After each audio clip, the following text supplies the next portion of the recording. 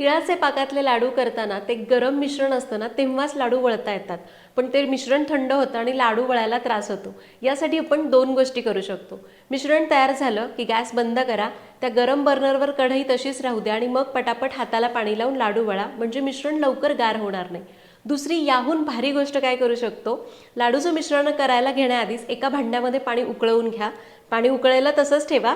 त्यानंतर मिश्रण तयार झालं की ते भांडं खाली उतरवा, त्यावरती मिश्रणाची कढई ठेवा आणि हाताला पाणी लावून पटापट लाडू वळून घ्या. खालच्या त्या गरम पाण्यामुळं तुमचं वरचं जे मिश्रण आहे ते गार होणार नाही आणि लाडू व्यवस्थित वळता येतील. करून बघा आणि मला कमेंट्समध्ये सांगा. तिळाचे पाकातले लाडू करताना ते गरम मिश्रण असतं ना तेव्हाच लाडू वळता येतात.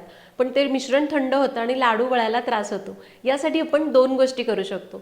मिश्रण तयार झालं की गॅस बंद करा, त्या गरम बर्नरवर कढई तशीच राहू द्या आणि मग पटापट हाताला पाणी लावून लाडू वळा, म्हणजे मिश्रण लवकर गार होणार नाही.